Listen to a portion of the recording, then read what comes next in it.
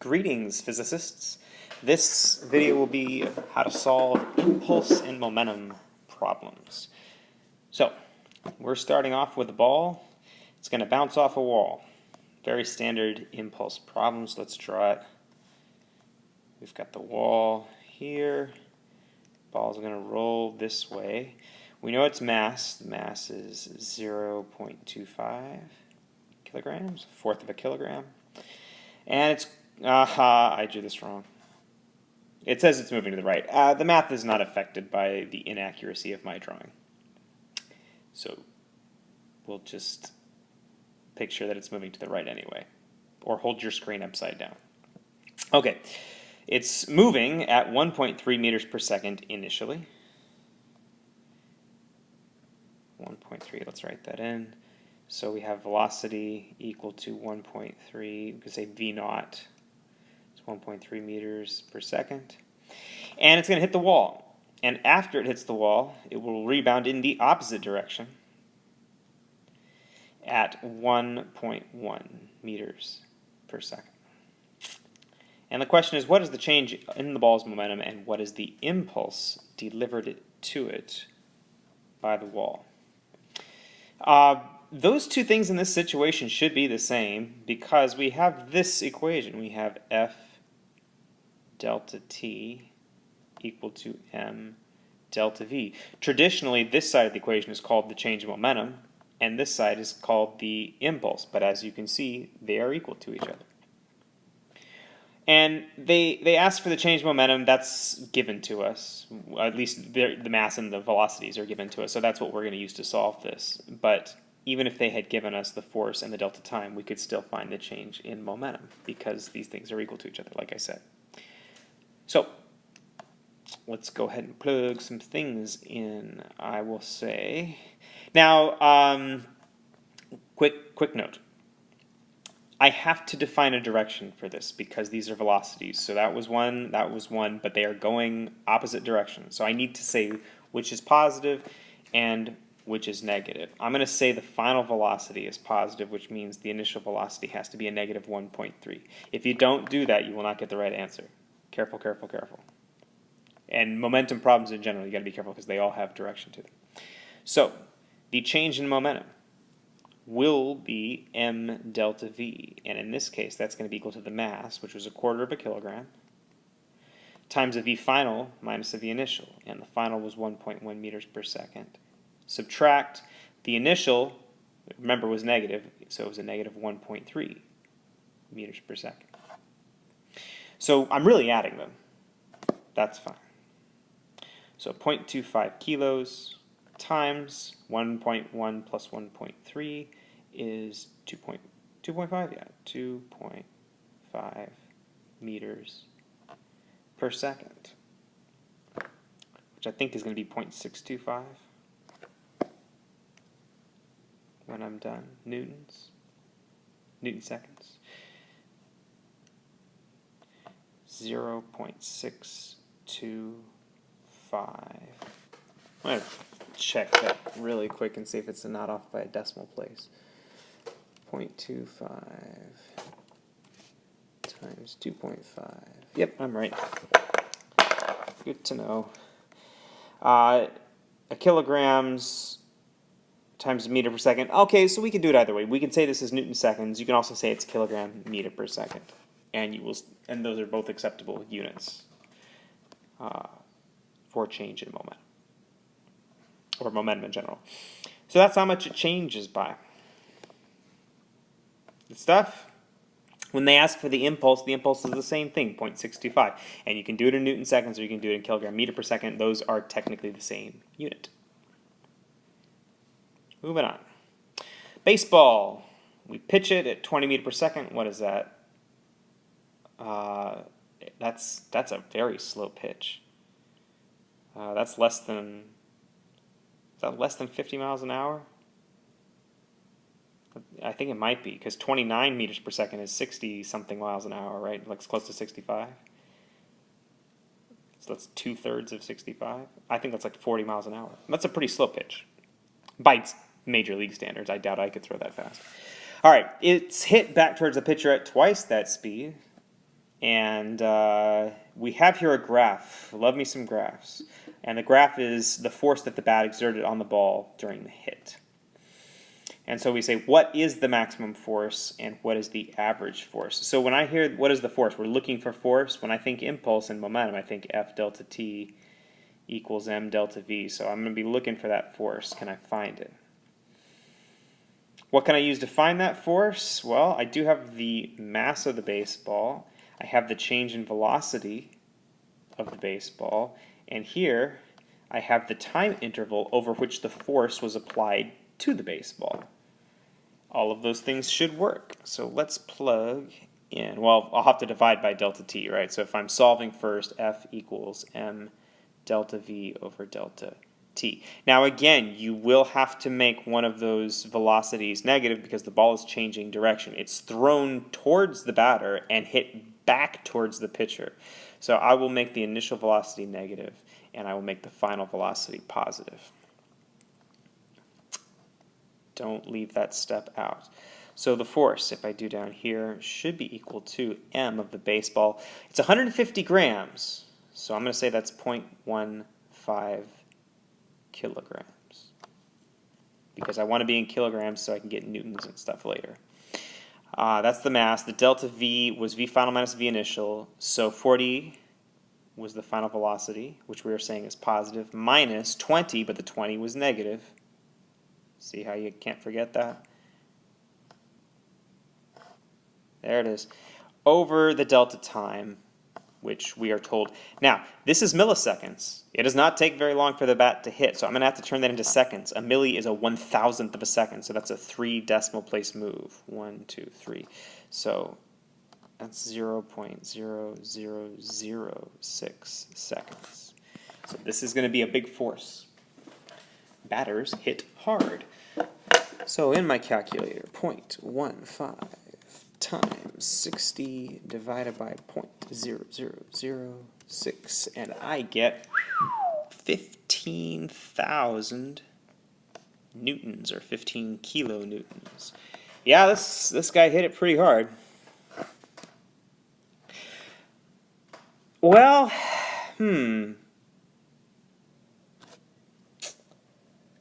that's the average force, now that I think about it. That is not the maximum force. What they asked for was maximum force. So let's think about this. We have a graph. I'm going to shade that graph in because one thing we should know is that for a force and a delta time graph, if you multiply the axes, you will get the area under the curve. And that's what we're doing. We are multiplying force by delta time. So what I'm going to need to do is say this. That area of that triangle, this is a much trickier problem than I had originally thought. The area of that triangle will be equal to 1/2 of the base times the height. The height is the maximum force, right? Here's the height, up to there. So if I can find the height from that equation, I will have the maximum force that that bat exerted. But the area under the curve is also F delta T. So what I'm essentially saying is that half base times height equals F delta T. All right. So I actually probably could have solved this with just the top of this equation because that top was M delta V, which is equal to F delta T. No worries. We'll just do this the long way here. All right. So the F delta T, the F is 15,000. Times the delta T is 0.006, which is the same as, we're going to do a little something here. That's 6 times 1, 2, 3, 4, 10 to the minus 4. And this 15,000 is actually 1.5 times 10 to the positive 4. Oh, look at that. That'll make things easier. So 1.5 times 6, and 1.5 times 6 is just 9. There. That way you don't have to put it in the calculator. That 9 Newton seconds has to be equal to 1/2 of the base, and the base in this case was the 0.0006 seconds. So 0.0006 seconds times the height. So half of that is just 0.003, and I'm going to divide the 9 by essentially 3 times 10 to the minus 4. 9 over 3 is just 3 over 10 to the minus 4. Well, that's 3 times 10 to the positive 4, or 30,000 newtons. So it's actually, the maximum force he hits is double. Whew. That should make sense because we had a factor of a half, right? Yeah. So the average force is 15,000. The maximum force is 30,000. So if we're marking that batter got all the way up to 30,000 here. I'm going to erase this here. Right there. 30,000 newtons. So if you ever wondered how hard it would be, you got, if you were a baseball and you got hit by a bat, you would be feeling 30,000 newtons of force, which is the same as, or which is similar to being wedged underneath a 3,000 kilogram object, which is like a 6,000 pound object. Ouch. All right, that's the first question. All that work for one question. Okay, what is the average force? The average force that the bat exerts on the ball? Oh, we already got that. It was 15,000. So there you go. We did it backwards. That's okay. One more. Let's do another one. Oh boy, it's a big one. Give yourself some time to read that. So, we're talking about a quail. Scientists who study birds, right? They're looking at takeoff, and they're looking at what does this quail push off with his legs, or does he flap with his wings, or does he use both and mix them up? How are we going to know? Oh, and I didn't even draw this one. Oh boy, so let's quick draw it. So it says that the force is plotted below, and it is not because I lied to you. So I'm going to quick plot that force for you. And that force graph looks like so.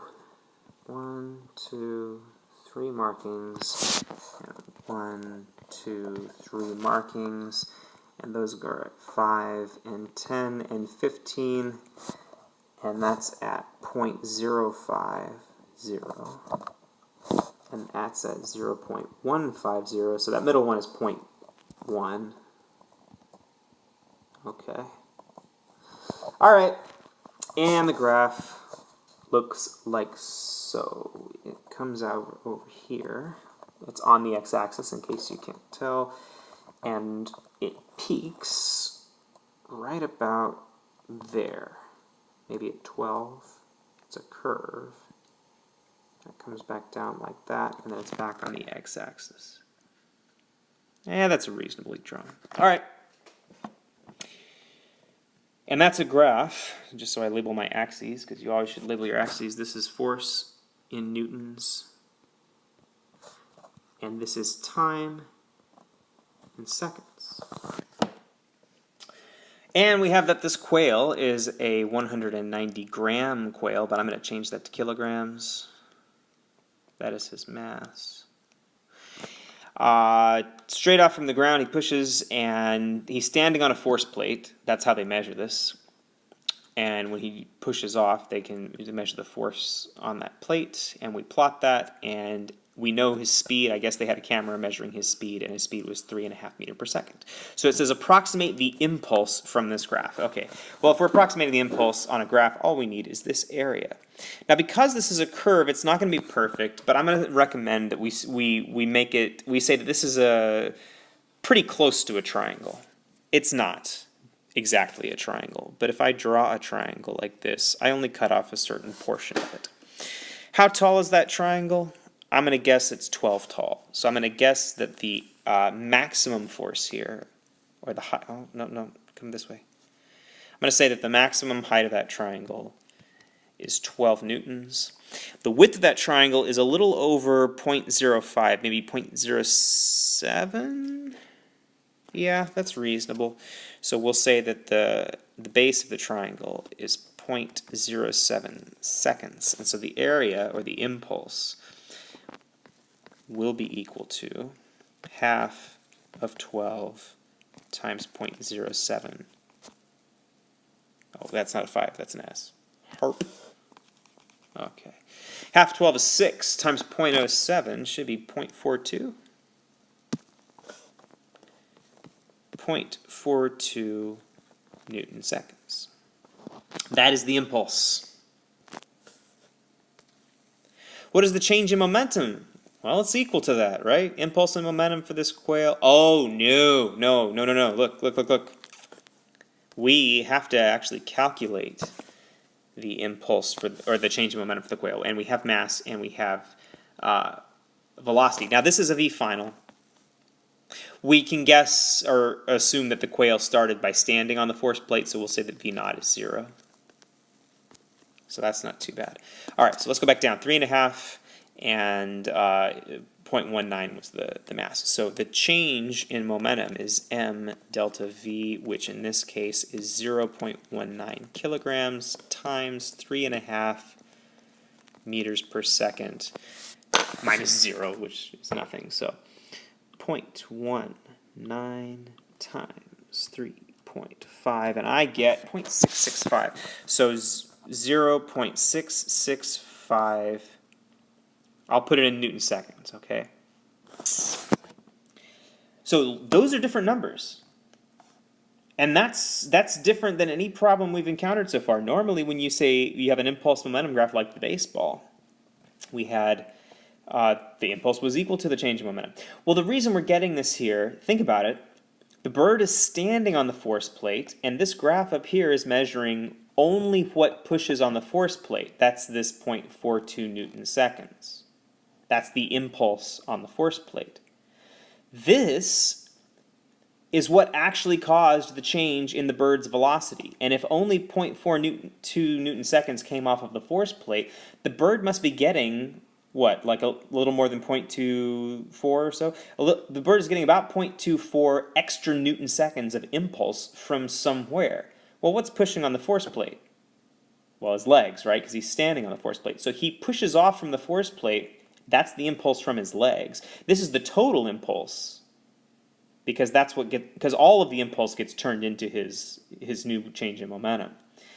Where'd the extra 0.2 come from? He must have flapped a little bit. His wings probably provided the rest of the impulse.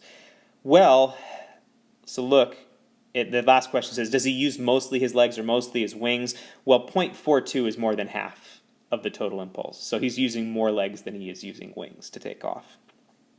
Very complex problem.